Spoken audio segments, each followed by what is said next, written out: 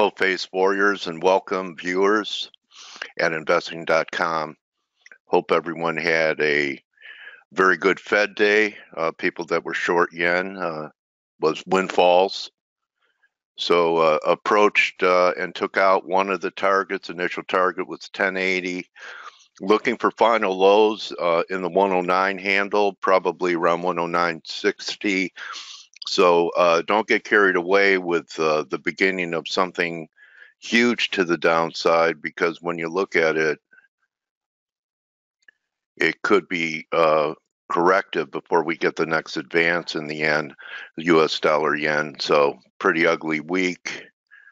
There's your daily, held a moving average here. 4 hour looks pretty ugly. Starting to diverge. Maybe this is 1, 2, 3. Anyway, this happened with the fall in yields, and the market got everything and more than it was looking for from Chairman Powell. More dovish than people's expectations were. The key event is that Powell gave the market everything, and the S&Ps, although they rallied on the news, actually put in a lower high. So we're sitting right here on support. Yesterday, Blake was talking about be careful about risk off, was talking about the DAX. We brought up the Nikkei. So, I know I've cried wolf before, but to me, this is looking more and more like the beginning of what could be this correction. How deep, that's a big question. Some people are saying maybe back to 2,700. I'll have to adjust the fibs, but 26.35 I think is viable over the next several weeks. Also, I was looking for one more high in the crude, and we definitely got it yesterday. Talked about that this could be just a little ABC down here, and we rallied right back to the daily line of a broadening top and was rejected so far. I need closes back under 59 initially, which is a 2-day off number. You just count back 2 days. It's not rocket science, and that's right around the 59 level. So if we get some follow through with the markets to the downside, crude actually held up better than the market did after the Fed. I know a lot of people are looking for 62 in crude oil, and that's possible, and I see why. I think there's some fibs up there, plus 200-day moving average up at 62. It's my contention that we get a pretty good break first before that happens. So looks to me like we have some risk off brewing in here. I'd say the other obvious thing, and maybe it's too obvious, is that people are saying, oh, well, if the Fed's going to be that easy, that's it for the dollar. They're going to trash the dollar. And when I look at where it held, it took out the stops before the rally to 97.80. If we hold in here, I think the big surprise could be that the dollar is not done. So I'm not willing to throw in the towel. If we start closing under yesterday's lows, yeah, I think we're going to 94 or so. But until that happens, there's a possibility that this was 1, this was 2, and we're going to get another drive to the upside. So the dollar's coming back pretty good. Cable's ugly, and even the commodity currencies, which really rallied. I know there was some central bank news, but look at this candle in Aussie. It's still a lower high. I like the short side of Aussie. I think we're going to trade under the 70 handle in the next couple weeks or so, maybe down to 69.80, something like that, just to flush a big round number. So Aussie looks negative. Euro, after the big spike, no follow through. So I'm not convinced that that's the beginning of a big bear move in the dollar. In fact, the last time the Fed met, same thing happened. The Fed switched from being hawkish and to calm the markets and generate 10%, 20% rally in equities. Everyone thought the dollar was going to get killed, and the dollar rallied. So, it's a little counterintuitive. Maybe the dollar would get weaker because of higher rates, which slows down the economy, and if the Fed's a little more dovish, maybe the dollar stays stronger for longer. So just some food for thought. You know, the obvious thing is, oh, the Fed is easy and they're going to sacrifice the dollar. But I learned a long time ago a great expression by market guru. I'm not even sure he's around anymore. Joe Granville, guys that are on investing.com from my generation remember him, and his famous expression was, what's most obvious is obviously wrong. So I'm a big believer in what we do here at ForexAnalytix, not just because of the great technology, but because of the people. I've been in the industry for, I don't even want to say, okay, I'll underestimate it, 3 decades. Maybe there's another decade in there or so. But I've never been part of a more talented yet humble and helpful group of people. And really, most of these people have on their own would stand out for great service. Blake from the Morning Edge from long time ago, and you know, has a huge following, has taught many people over the years how to trade. Grega, when I was running a live analysis room on FX Street, every year this guy would win an award for, I believe, best sell side or buy side analysis, and I call Grega the Wizard of Waves. Definitely all of these traders are part of my intelligence gathering. Stelios, great on macro, just hit big on the short side of NOK, and he traded for a bank, you know, 7-8 figure accounts for a long time. Steve Volge, you know, if you don't know what's going on in the markets, all you have to do is come in here. F.A.C.E is free, and it's our way of providing help and planting good seeds for the FX community online. And you could come in, and Steve usually takes over at 1/2 and does a complete review of the board and everything he's looking at. And you could come in and not have an idea of what's going on, and by the end of Steve's review, you'll have a lot of things to consider that are very compelling. Does one of the best reviews of the board that I've seen. And like I said, I've been around for a while. So there's me, Joe Perry. Joe is definitely a pro. He's been around for a long time. He's made some very prescient calls on Bloomberg. The highs in the S&Ps before the worst December since 1931 is one that comes to mind. Joe's very active in our private chat room, our members chat, which is part of the subscription service because F.A.C.E is free. It's only an hour of analysis, and then we have interviews. And speaking of interviews, we have Marc Chandler with us today. And Marc is one of the most well-respected FX analysts in the industry on the planet, and humble guy. And a lot of people read Marc's stuff. Marc Making Sense with Brown Brothers Harriman. So stick around for Marc at the top of the hour. And as we keep going down, we have Paul Franco. Paulie's a great trader and also very dedicated to our company because he lives in Texas and gets up at 1 a.m. to do the European crossover to serve our overseas clientele. So as a subscriber, you get to see Paul's spreadsheet every day with critical technical points and live trading. So that's another huge benefit of being part of our family here. Amanda Sweeney. Amanda is a great trader. I've seen so many people give her kudos on Twitter for her live trade calls that she also supplies in the private members chat. So, you know, there's a lot of pros in our private members chat, and the guys are in there. Blake has been doing this with a lot of these people for well over a decade, maybe 15 years. And we have a very interesting guy that does harmonic work. You have to take a look at Andre's work. Besides the bottom line that many of his harmonic patterns play out and manifest, he's almost like an artist. So you have to take a look at Andre's work. At the minimum, you just take a trial and risk $1. I believe that you really have to give anything 90 days to make a valid judgment because everyone cycles in this business. So I recommend a minimum of a 90-day subscription for you to make a valid judgment and immerse yourself in our community. Also, that, you know, that's the research part and the trading part, but, you know, you could also get back to what's the basic part. Basic part is you need an account to trade. And if you're like me, you just get comfortable. You don't like changes. You just stay where you are, put up with whatever. But, you know, if it starts costing you money and the spreads are too big, and how about this? You're not even getting rebate checks from those spreads.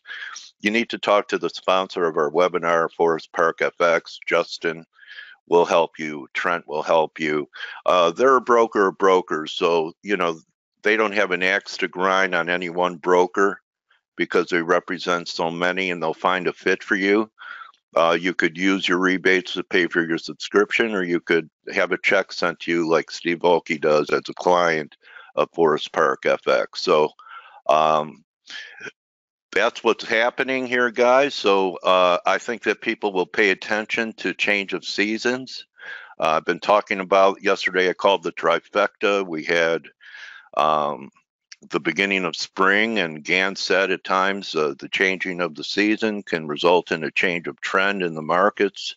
Also, I know you'll think I'm a lunatic, but we had a full moon yesterday, and least important of all, it turned out, I said that with a smile, was the Fed, because the Fed gave the market everything it wanted, and to me it looks like it was a classic buy the rumor, sell the fact. The next couple days will tell. And with that, I have the, you know, great, almost like I would call it a great pleasure to turn it over to Blake Morrow and see what kind of day he had and the members did in the chat room, and what he's thinking now that some of the dust has settled from the Fed yesterday. Good morning, Blake. How are you, buddy? Hey, good morning. And you say almost pleasure. Almost. Well, I was going to say honor. Okay. I said, you know, I was going to say it's an honor, but then people would think, oh man, this guy is really, he's going overboard. Well, like good morning. How about this? It's great to be able to hand it off to a pro like you every day, Blake. Hey, and I'm not BSing, okay? I mean it. All right. Well, I used to interview you on FX Street. I couldn't wait for the next time I got to talk to you. And one of the things I remember is I would ask you, Blake, do you ever get flat? And you said, no, I'm always in the markets. And, you know, that impressed me because I heard someone say to be there for the good times, you have to be there all the time. You're a living example of that. Yeah, well, you know, I am always got a feeler out in the market somewhere. It's hard for me to be completely flat, and you know, I'd be lying if I said I'm not. But completely flat. Do you remember telling me that? Yes, and that stuck with me. Well, you know, it's something that I've always got. I usually got something going on, and it's usually because it keeps me engaged in the market. Oh, you know, Steve was just saying something that we are announcing the winners of the competition today. Wow. Hold on. Is it? Oh, yeah, this is a big one. Yeah. So you're going to be showing everything, Steve, I'm assuming. No, absolutely no transparency. We're just going to be selecting our friends. I'm kidding. Yeah. Oh, okay. Well, good. And it's gonna be awesome. All right. And for those someone paid the guy off, man. Yeah, exactly. Like the scandal of the rich people here in America, Blake, paying off universities to get their kids into school. We got a lot of that going on around here. Unfortunately, I would have to admit that happens in my neck of the woods too. I'm sure. So yeah.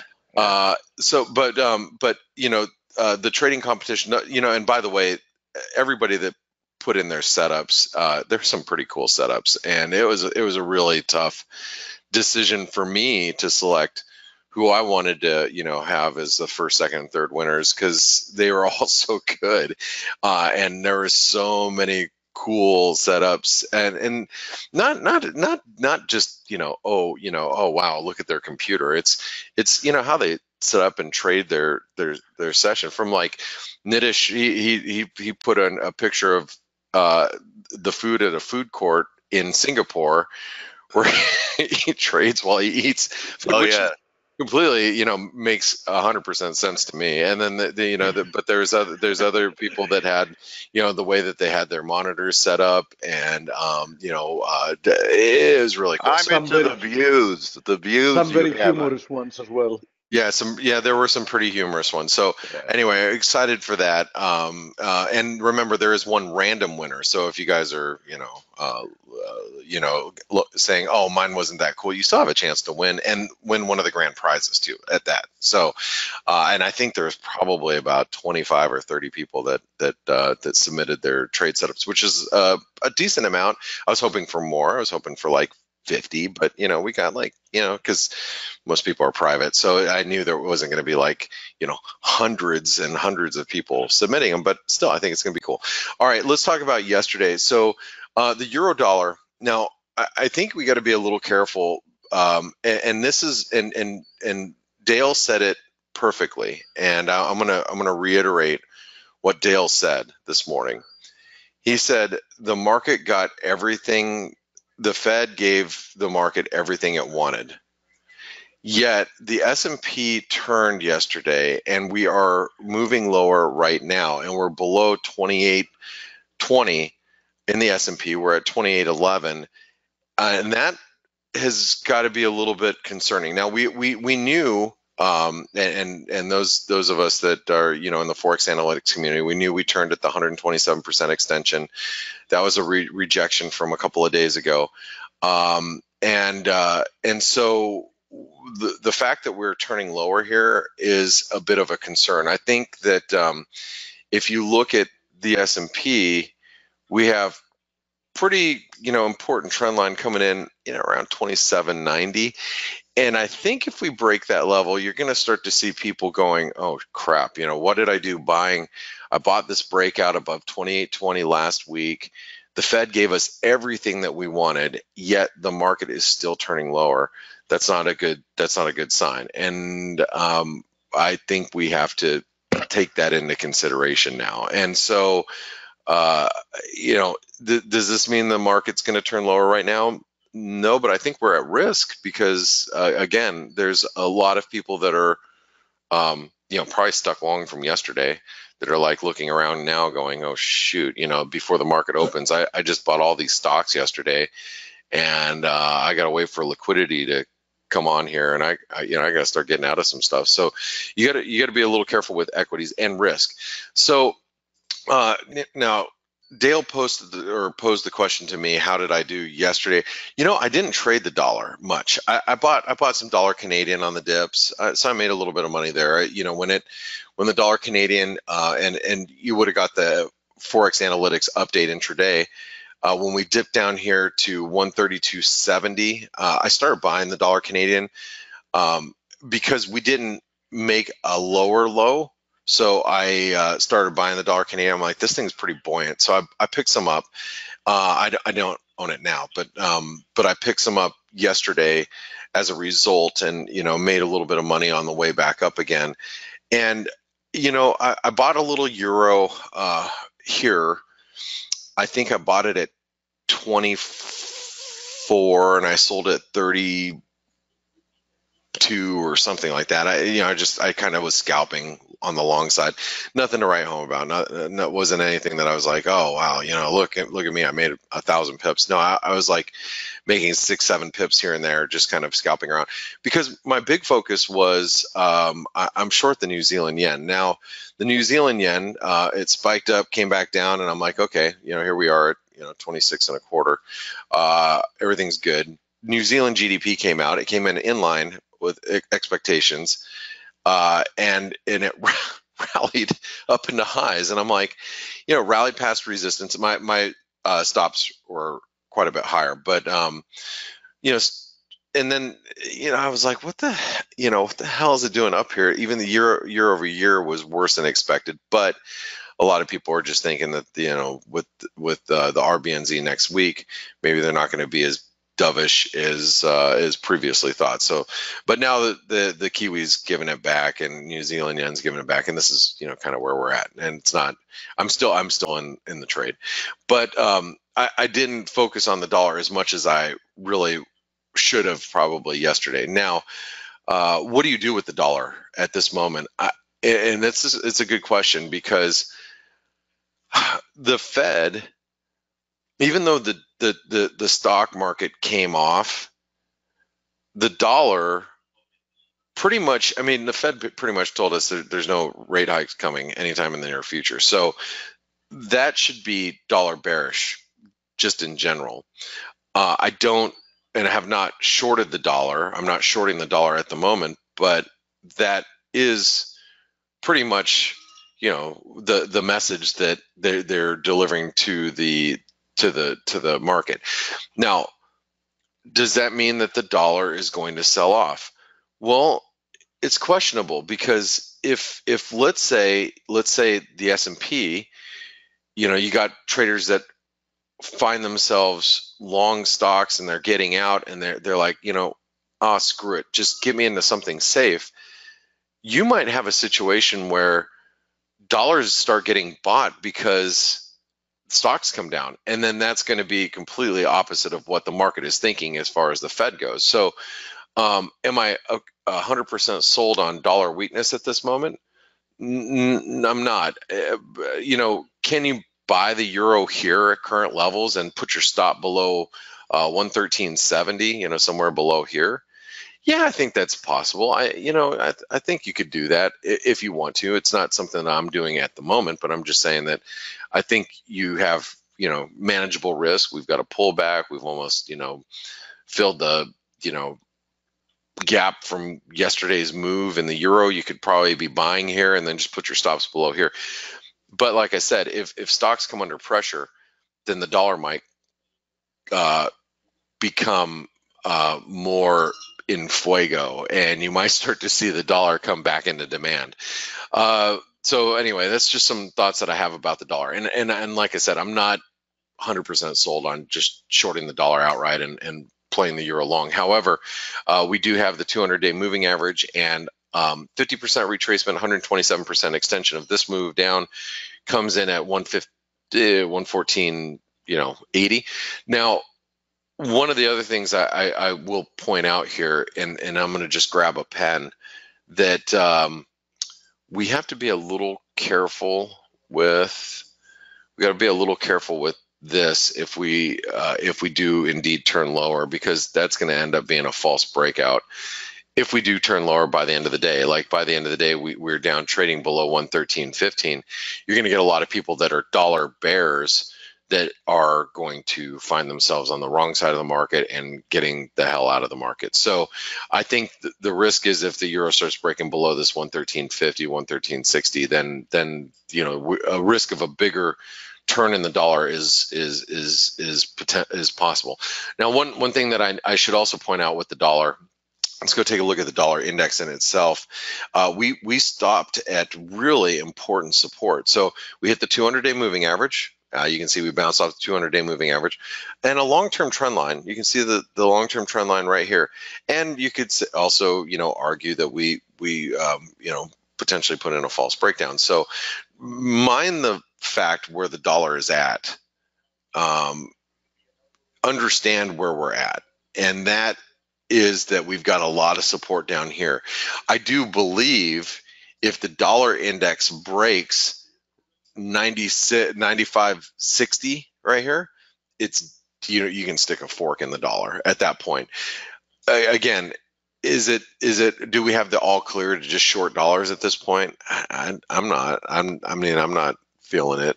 I'm not.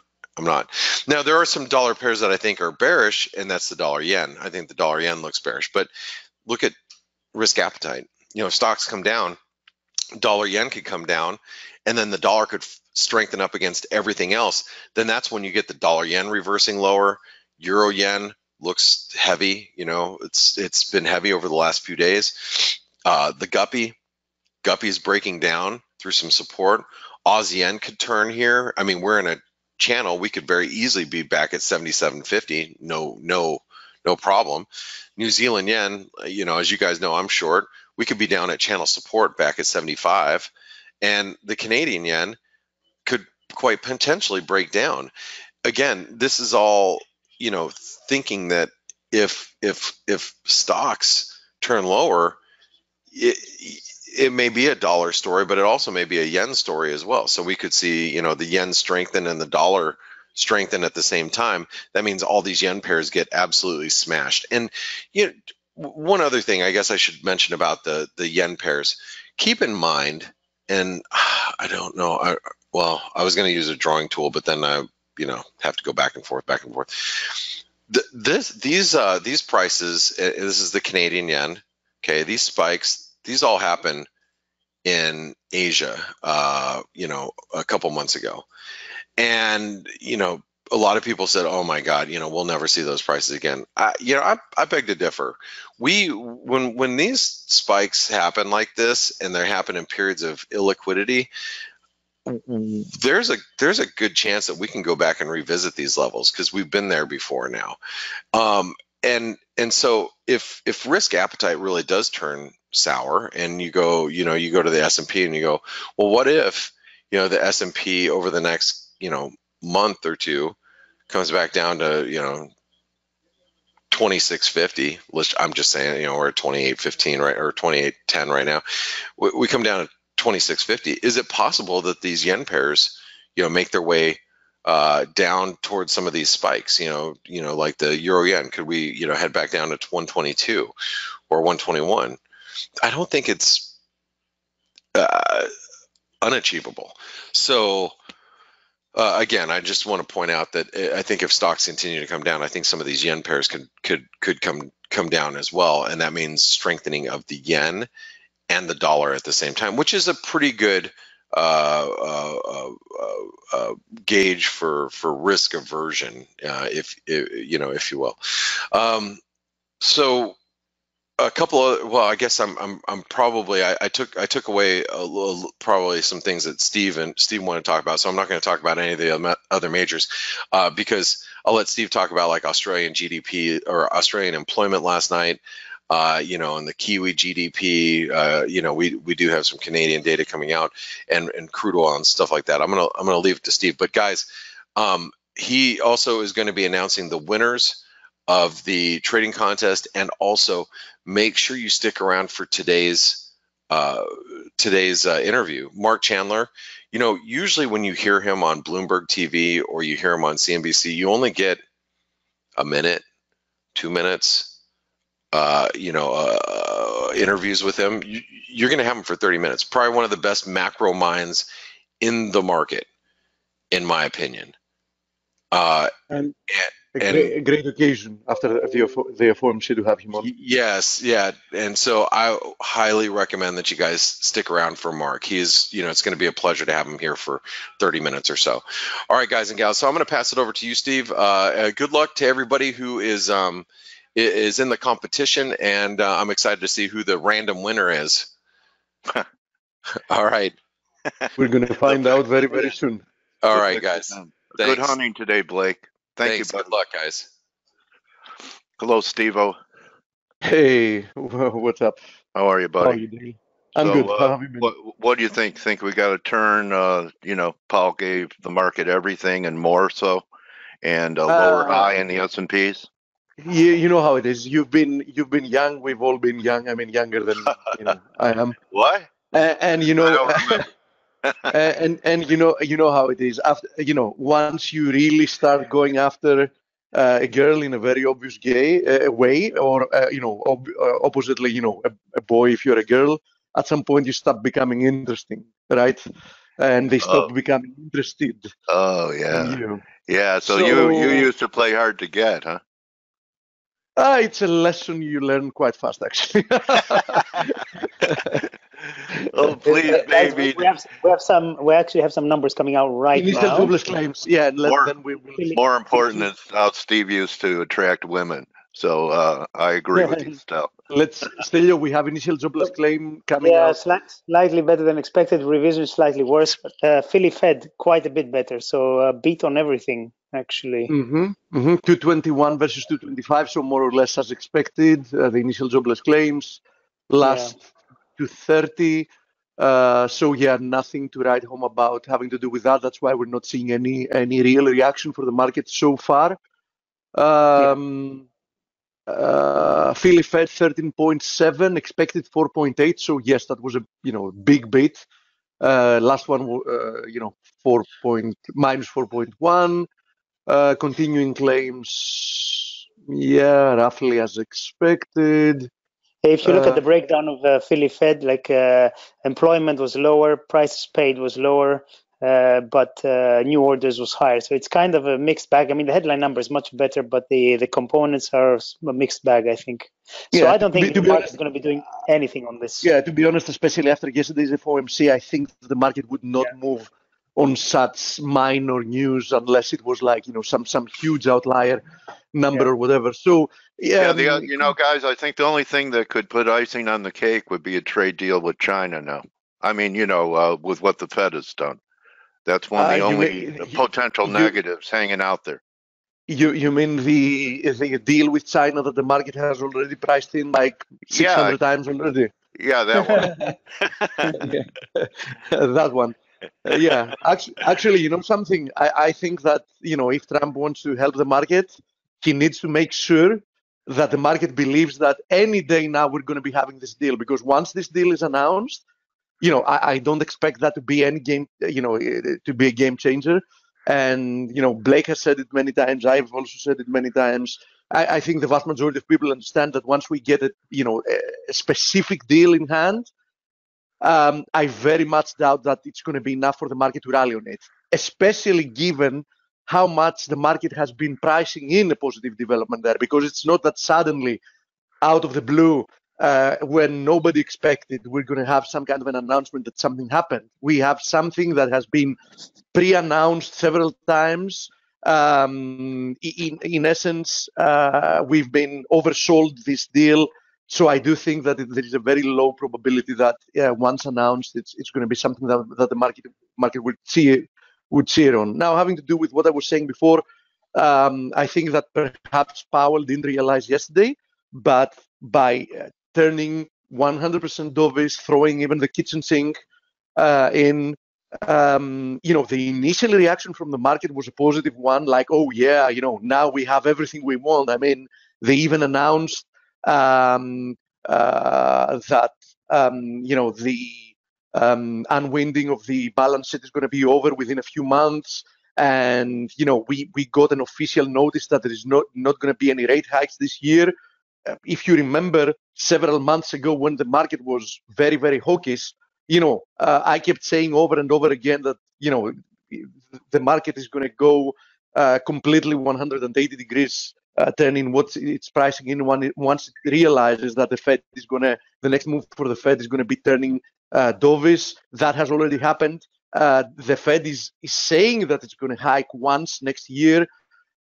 Personally, I would bet a lot of money that the next move from the Fed might not even be next year, but definitely when it happens, it's going to be cutting rates, and there's not going to be any more hiking. We've said that a long time ago, and seeing how much the Fed itself has shifted its stance within 3 months? It's not more than 3 months. I think that now everybody understands that it's a high probability.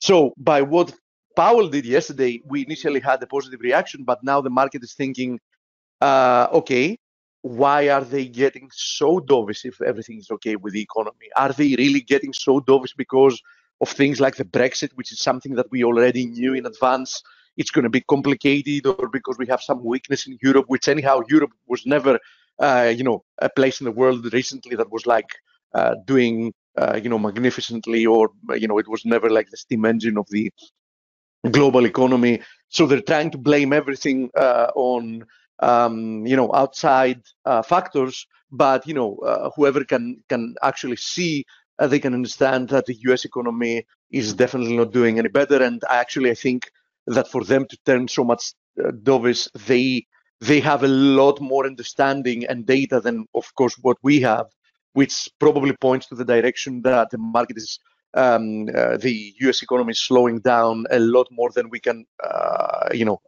officially know as we speak. So I think that the market realized that, and a very dovish signal ended up not being interpreted as a really positive sign for stocks. And I do think there is a decent chance that we're actually going to head lower from here, because I can't figure out what can get this market rallying from this point on. I mean, we've exhausted more or less the vast majority of good news or positive things that can actually keep things afloat. Now, before we go to, actually, let's go to Stelio. Stelio, we had overnight data as well. You want to give those to us so we can then announce our winners for the competition, and then we can go to the charts? Yes, sure. First of all, Blake mentioned that we had New Zealand GDP came in line at 0.6% quarter on quarter, so that wasn't much of an issue. Australian data, again, employment, Blake mentioned it, came in a little bit weaker than expected, but in the grand scheme of things, we've seen some good prints. So overall, as a rolling average, is still doing okay. The main event was we had some interest rate decisions. Swiss unchanged at -0.75%. It's funny actually, because they're at -0.75% in a time where we're supposed to be in a global growth. What's going to happen in the next recession, I don't know there, but that's I think they don't know either. Yeah.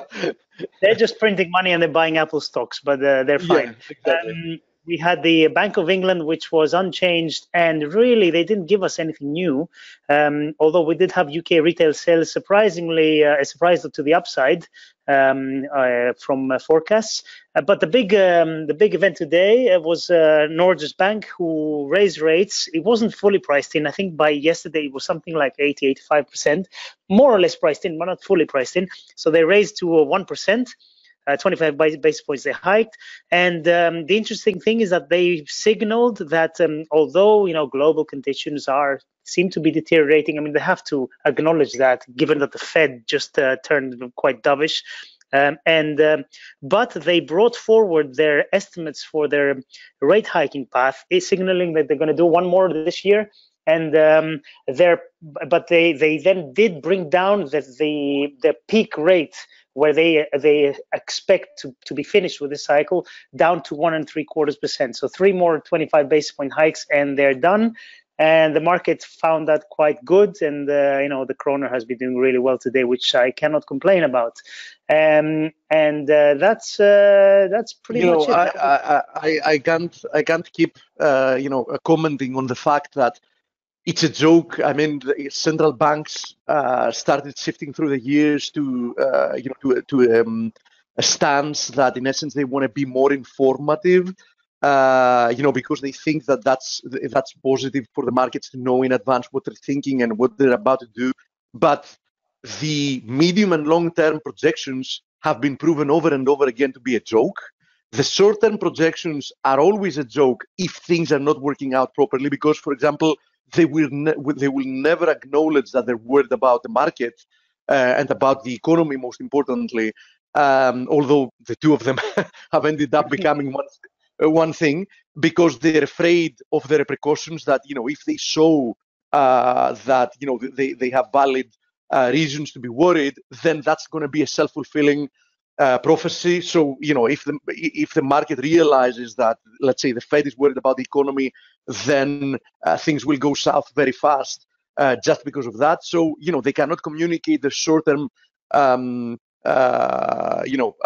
policy ideas if things are not working out, as they wish. They cannot, ever project down in the future what's going to happen. So I really don't understand why they keep talking that much. I mean, it's, it ends up being worthless, especially when they end up doing so many U-turns on the way. Now, having to do with the data that you gave us, I just want to connect those with what the charts are saying, and then we're going to go to the winners and then back to the charts. So Kiwi, yesterday, actually, after the FOMC announcement, I wrote that in the chat room. Some people actually took a short there and, did did quite well scalping it short. The Kiwi yesterday tested this triangle to the pip. It got rejected temporarily.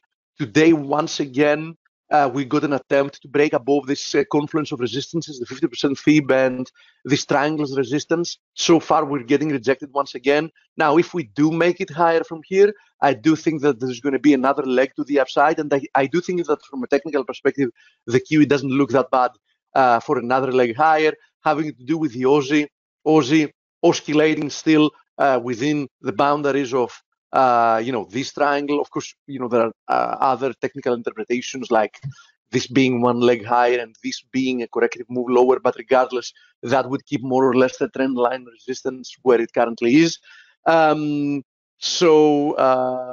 Neither of those has broken out, but on the other hand, I left it for last, speaking about the USD NOK, since, we had the Norges Bank as well, I have to say that now things are starting to become really, really interesting. Unsurprisingly, when we actually tested this confluence of supports I was talking about yesterday, the 200 daily moving average, the descending channel resistance acting as support, once again acting as support, I should add, and this horizontal support resistance area at 840, we got so far a nice reaction of it. But that doesn't mean that because the initial reaction was positive, which is to be expected, from such a huge confluence of levels, that doesn't mean that if we go down and retest it, it's actually going to hold. And if we do break below 840, I think this is going to open up a lot more downside for this pair. So that's going to be an interesting pair to monitor. 840, as I was mentioning yesterday, ahead of the FOMC, a very, very key level. So I know that you're still short part of it. I think that you're going to have a lot more follow through, Stelio, if we actually make it below that area. Now let's go to our competition winners and then back to charts. I guess we're going to have quite a lot of questions to cover as well. I don't know how much I'm going to be able to cover today, given the fact that I don't really want to bleed into Marc's interview. Marc is going to be an excellent guest to have following the FOMC. As Blake said, he has an excellent understanding of what's happening with the economy, monetary policy, fiscal policy, etc. So I would strongly suggest that you stick around. So to our competition winners, our first winner is Patricia P, and here's her trading setup. A very nice office, very nice. We like very much the fact that she has. Yeah, Stelio, go ahead. I have a couple of comments that the team made for each one. Absolutely. So, go ahead. One of the comments was, it was a nice setup with a nice, personal touch, a very clean, nicely laid out and clean desk, and it's very important, where you sit and trade, for it to be a nice environment, an easy environment to the eyes, to everything. And this looks, really easy to sit there and trade. So that was we all thought it was really clean, nice clean lines and very nicely laid out. So it's not the most complex station you will see, but it seems to be working well. Absolutely. So next one is Bob L, and this is Bob's setup. Well done, Bob. Blake actually said, because he has a Lego phone charger. So Blake wrote, he had me at Lego phone charger, and he has a lot of little things around the station, each one doing its own little thing, a very peculiar stress relief item, and other lucky items close by. So this was, this is something that we all quite liked. What's a stress relief item there, buddy? But you want me to say what it is? You can see from the photo, can't you? It's okay. It's a breast, I think. But yeah, very nice. Nice touch, Bob. Oh, yeah. So we go back to our infancy for when we felt safe before. Great. Next one is Arlene. Yes, I mean, this is proof that the most expensive or complicated setup doesn't win, but clearly this is very impressive. I mean, a very impressive. It is.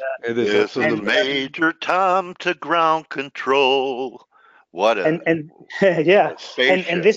this orientation where they're not landscape, they're sorry, which way is it? Yeah, portrait is very interesting. It's it can be very useful, I think. So that's we like that one as well quite a lot. Moving in. Okay, and last one. I love this Rivka. one. Yeah, it is beautiful. I mean, it's a beautiful like the formula, view. you know. Exactly, Yes. exactly. It makes you feel. I mean, I bet it's very, very refreshing trading from somewhere that you can just stand up and look at nature outside, right? Yeah, and plus you're glad you're inside because it's freezing out. Yeah, absolutely. So first winner, it's a 6-month subscription. The rest of them, it's 1 month and some, Paraphernalia. ForexAnalytix deliveries. But we have one more big winner, which, as we had promised, is going to be rolled. So this is the list of people, 27 more people that we can roll from. So from numbered from 1 to 27. And we're going to do a random roll, 1 to 27, and it's 22. So the other big winner is Vamzidar. So we're going to email everybody, obviously. So as you see, 22, here it is. Here's the number, not the line, right? It's the number here. It's Vamzidar R. So we're going to email everybody. So, nice for all of you to participate. Congratulations. Congratulations to all of you. I have to say that almost every person that competed received some votes, because each one of us could cast 3 votes. First one 3 points, second one 2 points, and third one 1 point. So everybody got some votes, but those were the winners, and this was the random winner. So thank you very much. We're going to do that again next year. So Stelio, anything else before we go back to the charts? From me, no, that's it. I mean, we've talked about the Fed, we've talked about everything, so you can carry on if you want. Okay. Stella, I want to ask you, yesterday afternoon, you may have covered it, with May's speech yesterday afternoon. Did it mean anything to you? She seemed kind of actually, Stelio, we didn't mention that. Yeah, she was live. I think it was way after the Fed, but she made a live speech, and she wants a short extension. Yeah, I mean, the thing is that everybody was disappointed. And I mean, everybody with what she said, because she said nothing, really. She wants a short extension. The Europeans will not have a short extension. I mean, we're talking about 3 months versus 9 months. In my mind, it's not a big deal. If they both sides want an extension, they'll find a way to do it. But May wanted to have an extension which ends before the European elections or just after. And she said that I think from what I understand, they didn't want to be a part of the European elections because they're going out. So, but the whole thing about yesterday's speech, it was very disappointing. She didn't say anything. And today, I think she's having more meetings, and let's see what those bring. Does this increase the chance for a hard Brexit, buddy? The market thinks so. The market thinks so, and in bookies and everywhere, it's becoming a little bit more probable. That's why the pound has been selling off a little bit. But in my opinion, as long as they're talking about an extension, is it going to be June? Is it going to be end of the year? It doesn't matter. It's a small. In my opinion, maybe I'm wrong. It's a small thing. They can find a way. I'm sure about it. Well, I'm going to ask Mark that in about 12 minutes. So I actually remember quotes. And I do remember it because we've used in the company's presentation video that we saw some. Yeah, we've used Marc's, a piece of Marc's interview when we were talking about Brexit just after, shortly after the Brexit vote. Yeah. So I do know as a fact that because of that he was following developments closely. Not that I would have any doubt about it. So I'm pretty sure that. What did he say back then? Do you remember? That'd be interesting. No, I don't remember exactly, but I remember. I'll ask him. The pound. Yeah, exactly. But it doesn't really matter what he was saying back then. It's most important what he believes. Now. Now exactly, because we know that we've gone through a lot of ups and downs. Those. Well, Mark's a good friend of mine. I was hoping I could grill him if he was real wrong. Right, Mark? So anyway, great. So thank you, Stel, and go ahead, Steve, and everyone. I just want to remind everyone, Marc Chandler is a stalwart. I said his analysis fundamentally is elite, and he said no, believe half of it. He says that it's a way I ferret out information that helps traders. So we have a bromance going. I'm looking forward to talking to Marc and after you wrap up, Steve. Absolutely. And don't get jealous either, you know. No. I'm going to be sticking around. I want to, hear him out as well live. So let's go through major stuff. So I know that Blake covered it. I have to say, I was mentioning that 111 is key for USD yen. So my first comment yesterday in the chat room was that watch USD yen, below 111. In essence, it's a trapdoor, and I do think that. Sorry. And I do think that now that we've actually breached that level, this opens up the downside. So this is one of the things that I was monitoring closely, and I do consider it a major development. After yesterday's FOMC. Now, having to do with Euro USD did intraday breach through this descending trend line. But don't forget that I said that 114.70, 114.80 is a key area. So far, we haven't managed to penetrate through it. So I would still, maintain a little bit of a cautious note here. And the same thing applies to USD Swiss. I was talking about it yesterday. So far, it's found support on the 200 daily moving average. But even if it moved a little bit lower from here, don't forget that 98.50 is a critical level, because you can see here, if I zoom out, that this formation is going to be producing follow through either if we break below 98.50 or above 102. So nothing of that has happened yet. With the pound, of course, we're still oscillating within this ascending wedge, but we might still keep on doing so for some time. And especially since we have developments that are going to be moving the pound, independently from other pairs. You never know what's going to happen with it, but no real change since yesterday. Although I do want to show some other of the pound pairs, because I do think that they are at quite important levels, and I will do so once I finish covering the majors. I'm going to go to pound pairs. As I showed yesterday very briefly, Aussie still trapped within this formation. Kiwi still trapped, but Kiwi, much closer to a breakout. What's this 69.30 level? I do think that above it, we're opening up the 70.5 cent area for a retest. If not higher, there's another confluence of resistances, the 78.6, with another horizontal support resistance area at 72.20. So these are the areas of interest if we actually start breaking higher. For me, 70.50 and 72.20. Of course, until that happens, don't get trapped because of intraday moves, right? I mean, so far today, at some point we were breaking higher, but we've already retraced, the vast majority of the pips to the upside, and we're almost unchanged on the day. So, don't jump the gun here. Now, going back to the DXY, I mentioned yesterday for the DXY that the DXY was actually testing a major support area. We did break below it following the FOMC, but we have found so far support at the 200 daily moving average, both yesterday and today.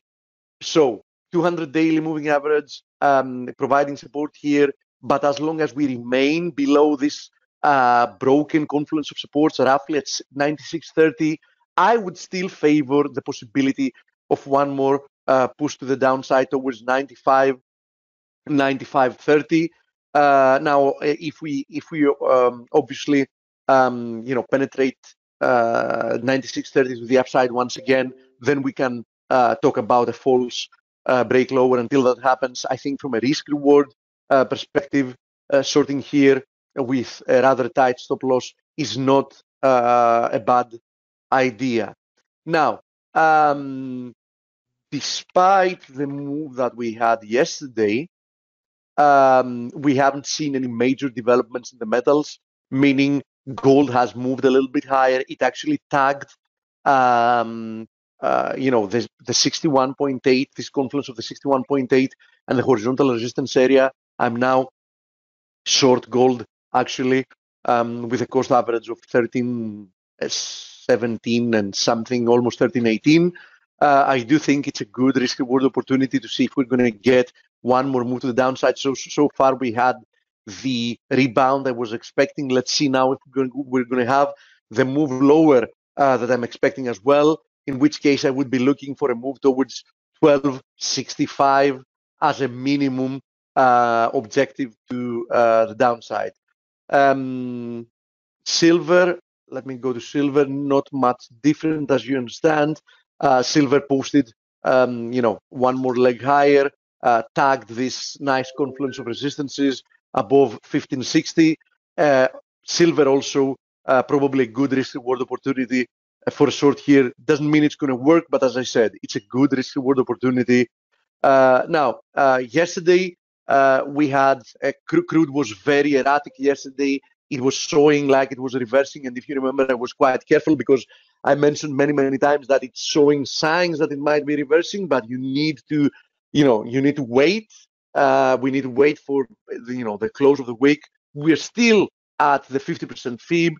We're still at the weekly ascending trend line resistance that I was showing yesterday, so nothing has really changed. I mean, I'm still of the opinion that it's probably a very bad idea trying to buy crude up here at these levels. But on the other hand, you have to keep in mind that there is no bearish development yet. Okay, so crude remains well bid, but as I said, I would be very careful up here. There is a decent possibility of a failure.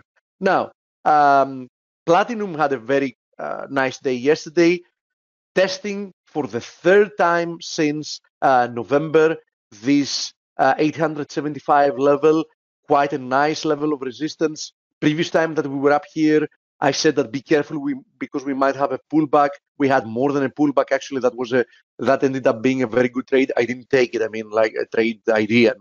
I didn't take this trade. So we're up at this level once again.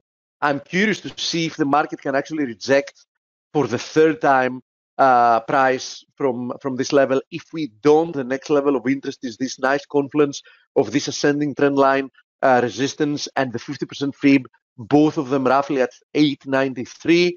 And we can see what happens from there. We might get rejected in this occasion from up there. Now, copper was looking like it was breaking out earlier, from this bull flag. I still believe it's a decent opportunity for one more push higher.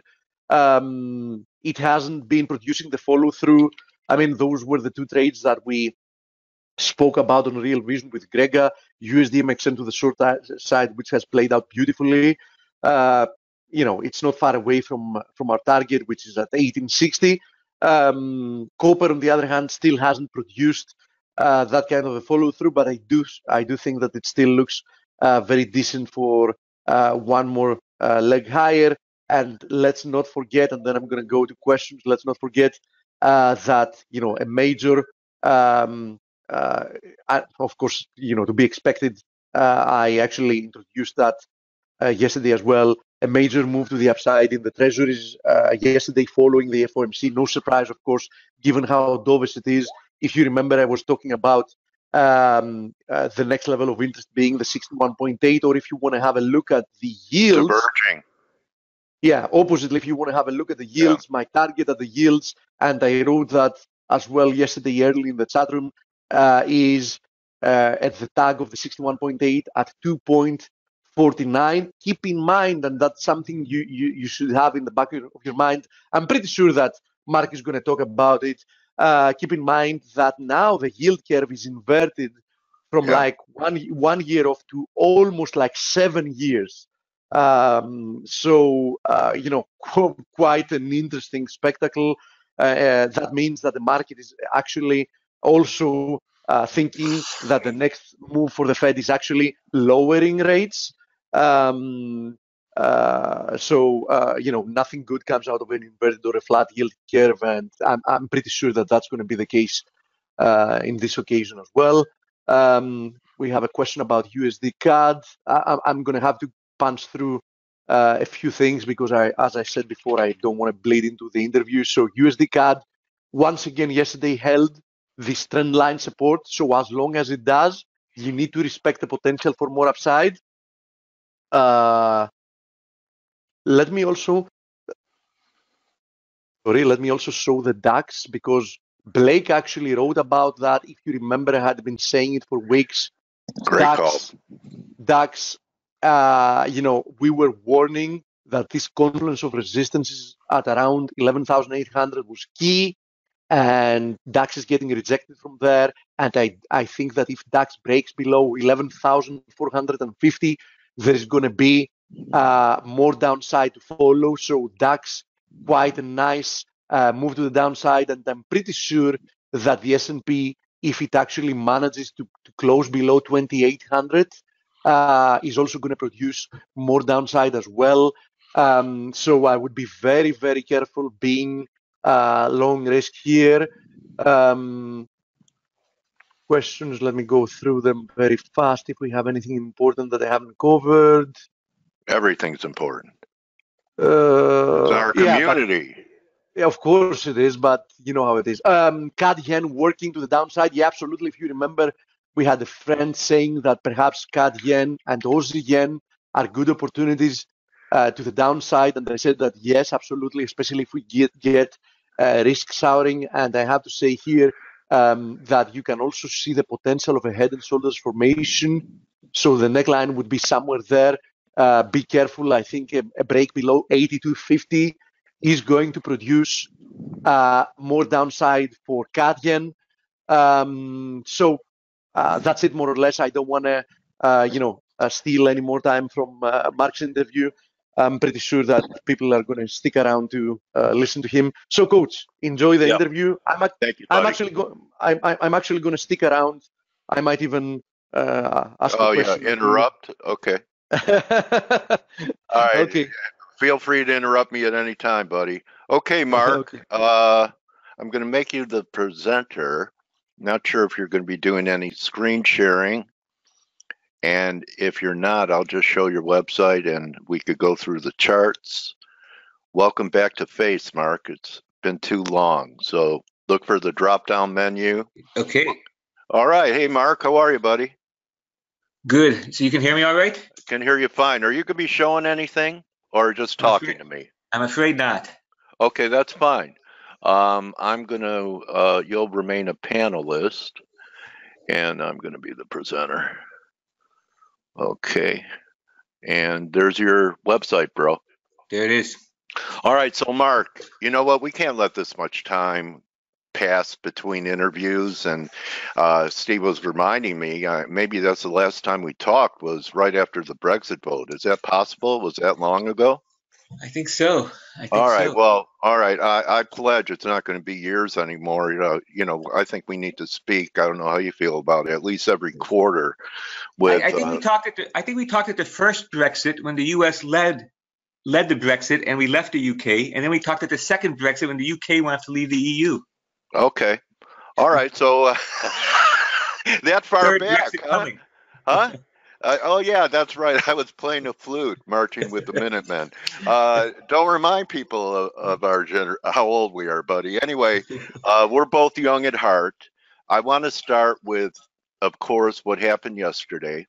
And most people think with the Fed getting closer to flipping and taking all the dot plots off the map, that they're going to sacrifice the dollar. That's the obvious reaction. And of course, the dollar did sell off on that.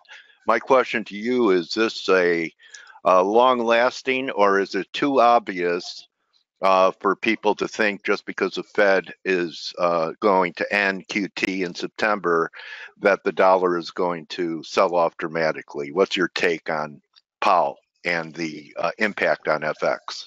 Yeah, so I know, I was just listening to the show a little bit before, and I know that technically, the dollar index going through that 200-day moving average, and I get the story about the Fed, the drop in interest rates, but I am still in this dollar bullish camp. And I'm really basing it still on divergence, because what's really going to happen? People think that, well, the Fed just turned easier, they think. But I say the market's been pricing that in for a while. But also, the ECB's easing. Right. And what we're going to find, I think, is that the Japanese economy, that's the world's third largest economy, looks like it contracted here in Q1, like it did in Q3 last year. And so I think that if we were playing a game of poker, I still would take the U.S. cards over anybody else's. Okay, so the best dirty shirt in the laundry. Yeah, and I think that here's the sort of scenario I'll have for you is that so there were 17 Federal Reserve officials that voted, had its forecasts. 6 of them, that's almost a third, say that there's going to be 1 or 2 hikes this year. And so for me, I take Powell at his word that the statement is more important for an indication of Fed views than the dot plots and the forecasts. The other point I would make is, I know, I get it. People look at the 10-year yield, and we're down at 250 almost. And I see that the retracement you guys were talking about at 249. So we're right there. And people say, well, the market's telling us there's a recession. And I don't think so. I think that, and this is what I try to do. You know, I spent so much of my career on the institutional side, but I began off in retail. I was a clerk on the floor of the Merc for a while after I was a reporter. And I really respect people who have their own money on the line. But I think there's a difference, I mean, between how institutions think and how retail, people who have their own money on the line think. Okay.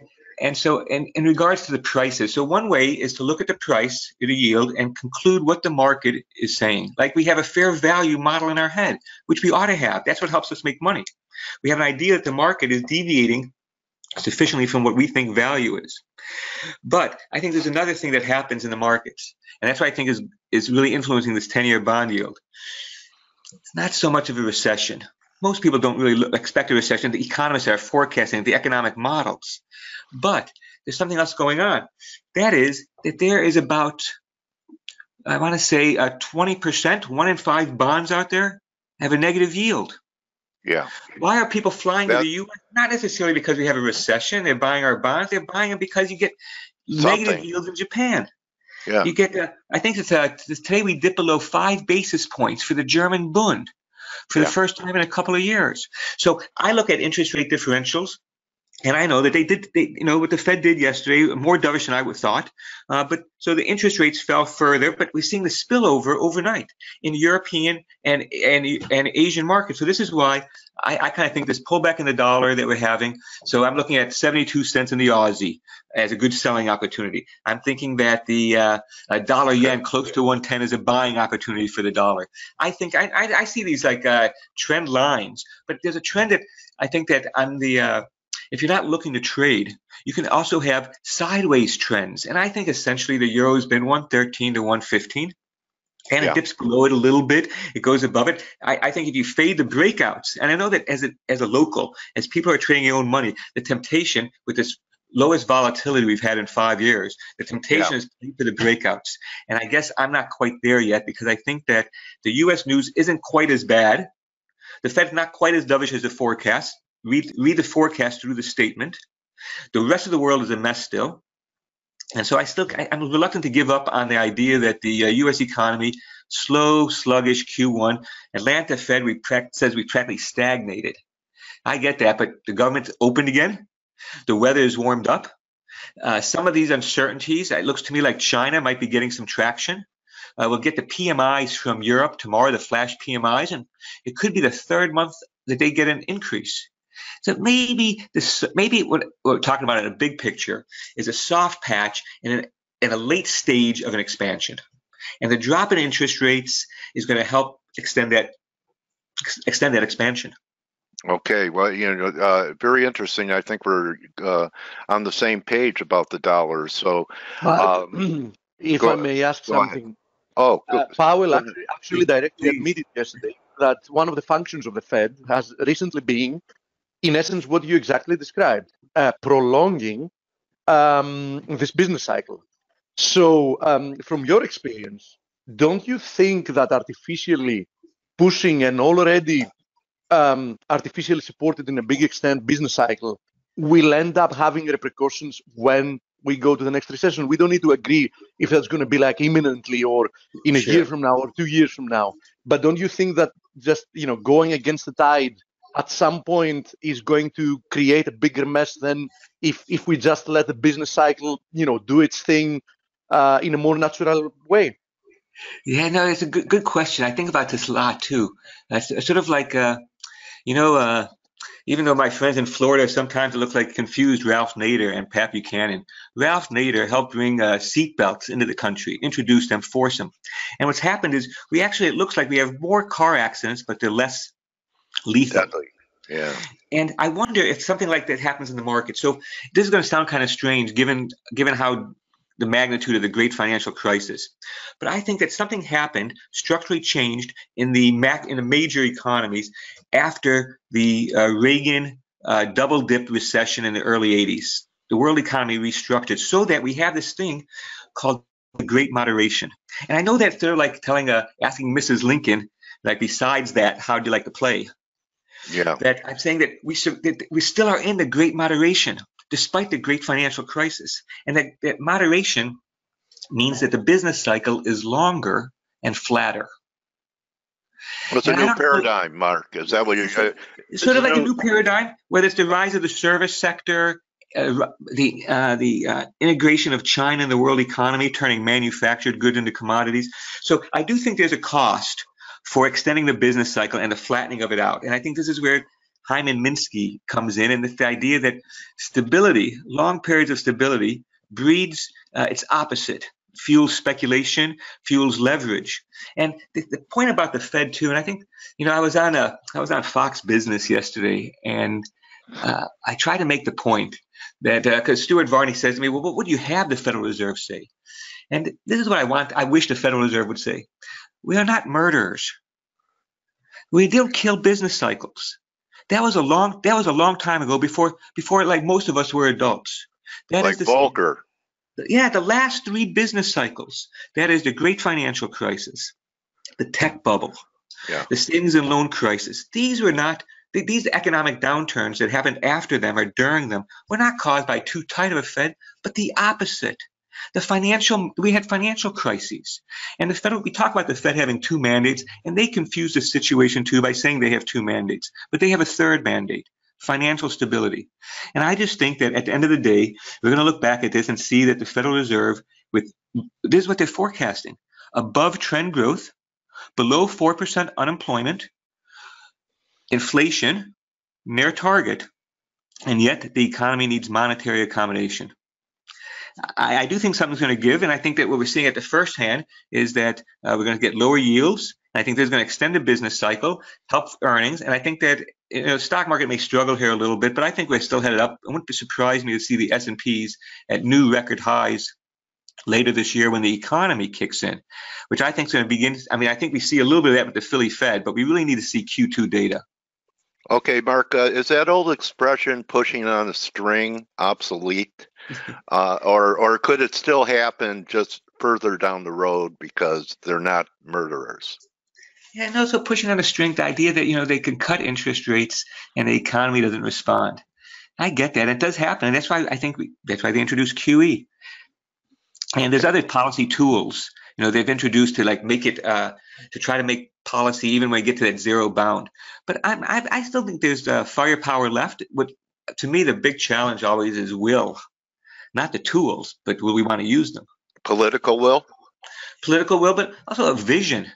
I mean, I think that the world's gotten very complicated, and a lot of these cross currents that Powell talks about, like exactly what does it mean when China slows down? And what we're seeing now looks to me like you're seeing some better than expected export numbers from Asia overnight. South Korea is still down year over year, but half the pace that they were, say, in the first part of the month. I think it was Thailand reported an actual increase in exports. So it seems to me it might be sectoral. Like we know how when we look at durable goods, we want to know what Boeing's doing. And that's going to impact Boeing's problems may hit durable good orders going forward. But also look at private sector data. I think that maybe some of the slowdown in trade that we're still seeing lingering, especially with South Korea, Taiwan, and China, and Japan, looks like it's in semiconductors. Yeah. And so yeah, I think that it pays to take a nuanced look at things. It rolls from sector to sector instead of the whole general economy all at once. And you bring up, you're talking about trade. Do you have a view on whether or not this trade dispute will settle down? And do you think that any deal with China will be more than just something glossed over to appear like we've really resolved our disputes, intellectual property, etc.? Yeah, so I sort of I try to be, as trading keeps money in the market. We know that our emotions are like we have to keep in check, and so I tend to if I was a piano, I'd play one octave.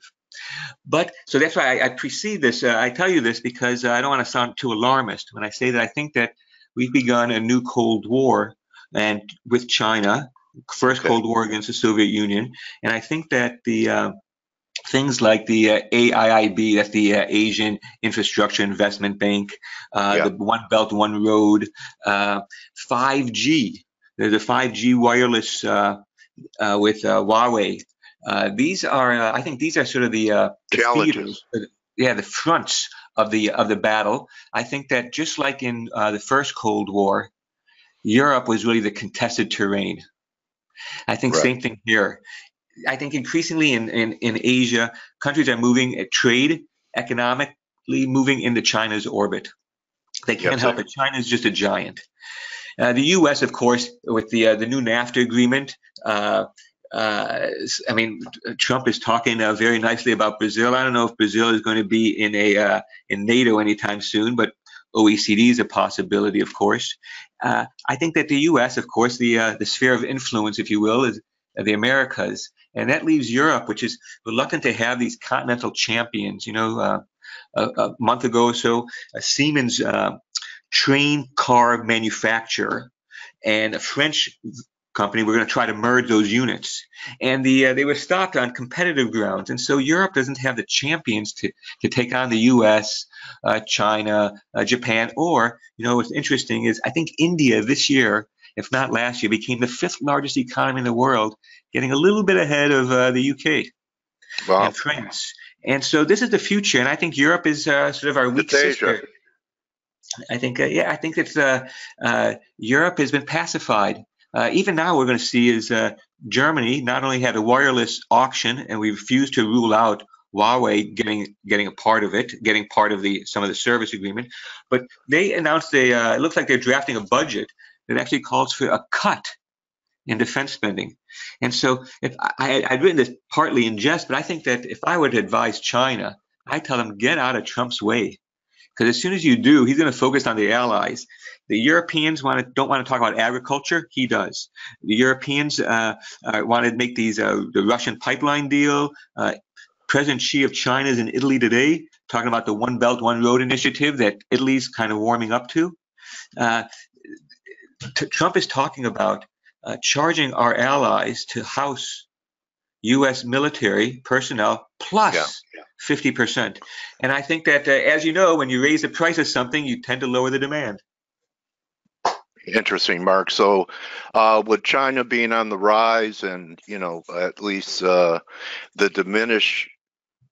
diminishing and, America great again, inward, more isolationist policy, do you have a view on U.S. dollar yuan? It seems like the Chinese have the will at any time. When we were up around 7, they talked about, they were going to take it back towards 670, and here we are. Do they really completely manage and control this currency, or are there other forces at work? And what's your outlook for U.S. dollar yuan with what you just described fundamentally? Yeah, so I find the currency such a fascinating window into China. So first, I'd say that we're going to begin off. I kind of thought that when I try to listen to what officials are trying to guide us to do, I thought they wanted a 6.7 to a 7.0 range. They could live with that range. But then about, I don't know, it must be a month ago now, I hosted a panel for a trade tech. down in Florida, and I had some really good emerging market currency strategists on the panel, and I think that the general gist of it was that my 670 might have been a little bit high, and they thought it could go down to 660. Okay. But what does this really mean in the big picture? Nothing. It means that given the volatility, I mean that the RMB is stable against the dollar, and so when the U.S. tells China we want a stable RMB, China, Milton Friedman has an essay a couple of years ago complaining about the stability of the RMB. So he looked at it he looked at it over that period. I think they gave us the stability, but here's what I think it means. So what does the U.S. do? So I think about going back to Ronald Reagan and the Plaza Agreement. The U.S. used to devalue the dollar to get some trade advantage or some competitive advantage, both like 87 with the, 85 with the Plaza Agreement. And then remember that Valentine's Day massacre of 94, Lloyd Benson threatened to take the dollar down if the Japanese didn't do what he wanted about, I think, cutting some tariffs on autos or something like that. Oh, yeah. And my girlfriend broke up with me that day. They break up after Valentine's Day. That's the end of the gift-giving season. Anyway, that's just my cynical nature. But I'm married now, so okay, Mark. So you're talking about that China. Everything we're accusing China of is not real. The big thing was don't call them a currency manipulator. But we're the ones that started the whole currency manipulation game back with maybe back to Bretton Woods and then the Plaza Accord. Yeah, but I think that like a new leaf was turned. And this is what I think confused a lot of people, even on the institutional side. When 1995, Robert Rubin introduces a strong dollar policy. People laugh at it. We had a vice president, maybe the Treasury Secretary, Snow, who said that a strong dollar meant one that was difficult to counterfeit. The real meaning of a strong dollar policy is the U.S. will not talk the dollar down to reduce our debt burden or for trade advantage. Trump is the first person to really do so. There have been some questions about some others that maybe say skirted the line a little bit, but there's no doubt which side of the line that Trump had gone on. But so until now, since 95, we've had this policy. I still think it's intact. I think I still think it's intact despite what Trump says, partly because there's been no retaliation. So people can shrug that off. But so in general, I think that there are some serious challenges with China. I would not want to live in China. When I go to China, I feel like I've been like a fish out of water. I like the people, the entrepreneurship. I like the friendliness. But at the end of the day, I can't go into the internet. I don't feel, I can't go to my blog. And so I don't like I'm an American. I like our civil liberties. I wish we had more of them. And of course, then I wish China had more.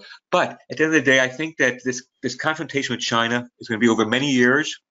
But what I was saying about the dollar and the stability of the RMB, I think of it as a two-edged sword. It means that China cannot devalue against us, but so what?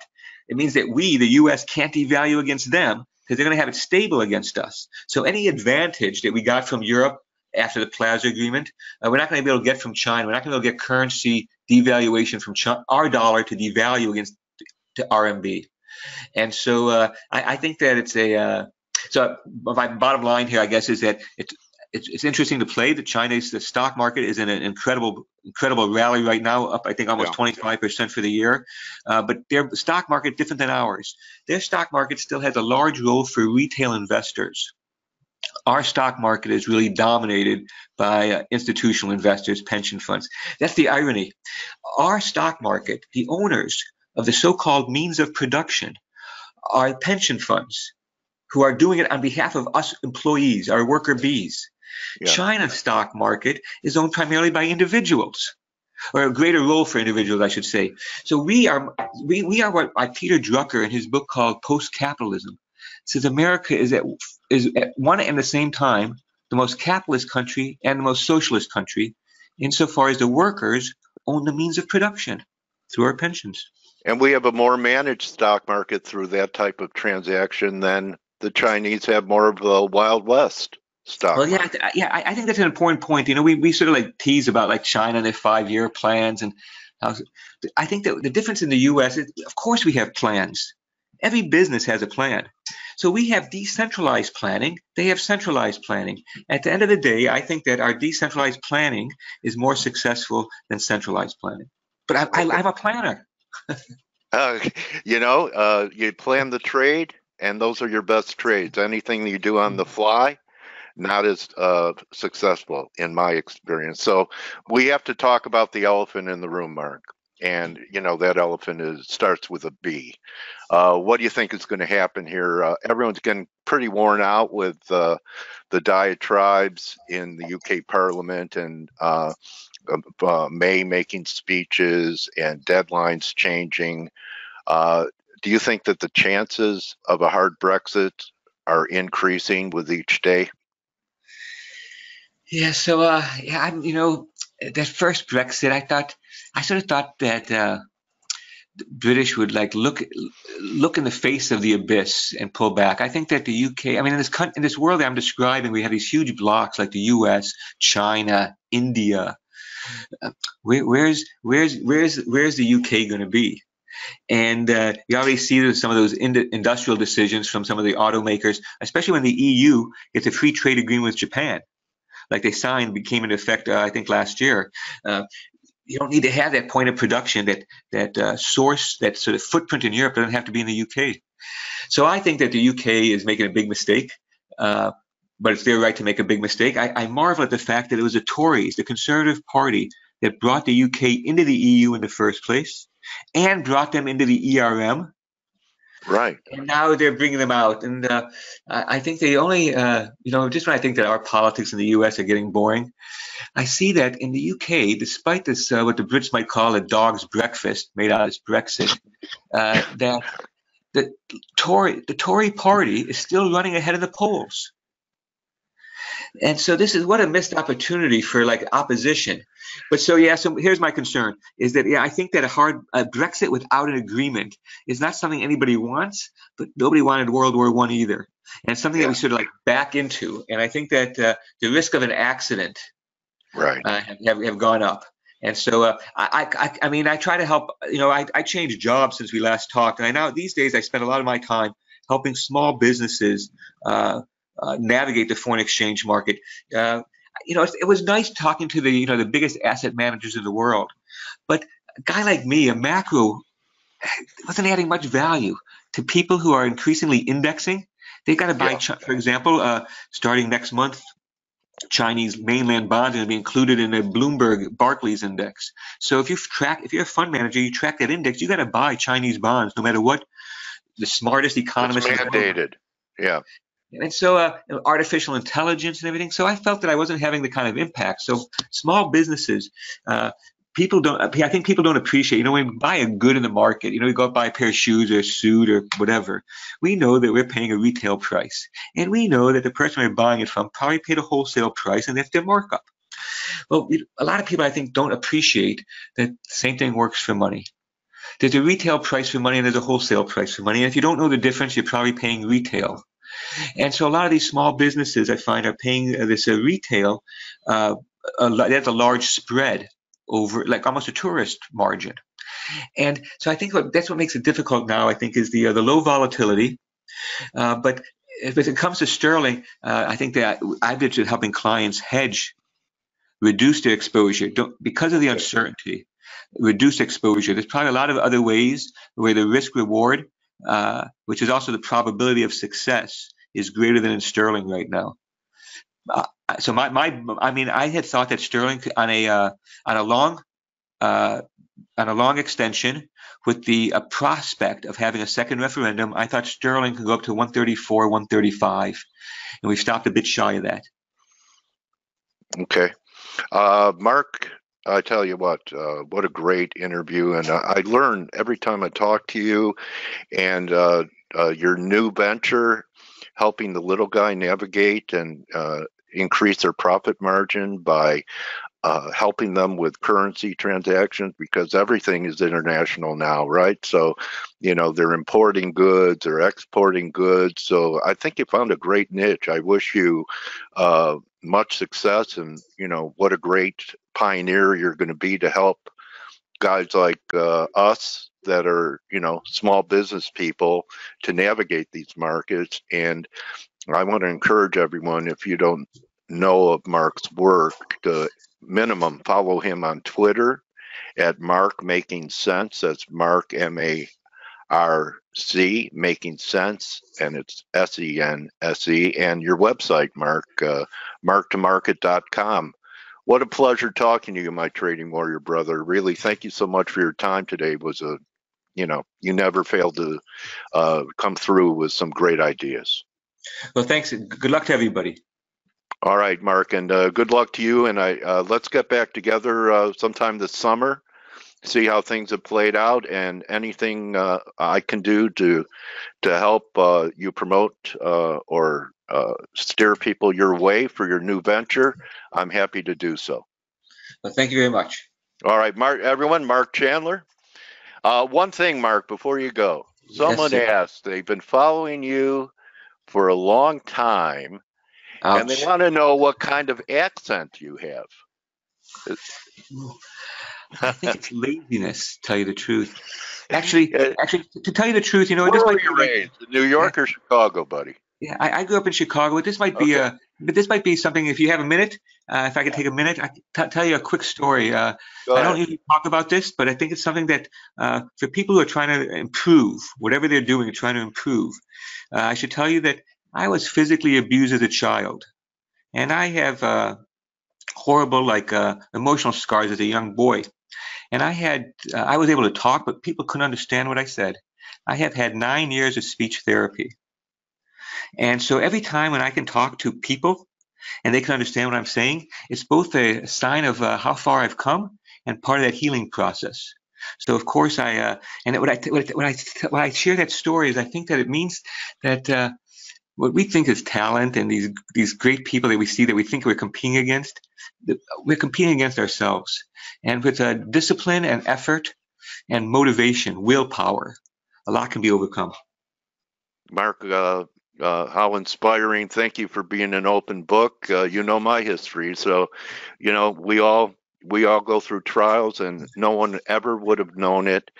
So thank you for, you know, sharing something so personal with us today. And, you know, your ability to overcome and your messages that you communicate to people are pearls. And, you know, what happened here today, there were enough pearls out of this interview to string a necklace, my trading warrior brother. Good. Thank you. Good luck to you. All right. Thank you, Marc, everyone. That's Marc Chandler. And I want to thank everyone. We're going to have a TGIF wrap up tomorrow. Remember, don't just count your pips, count your blessings. I know Marc Chandler does. And we'll be seeing everyone tomorrow. See you, Forex Gal. You're welcome, Rick Reedy. Adios and good hunting. See everyone to wrap up the week. Thank you for your support. Thanks again, Marc. It was great.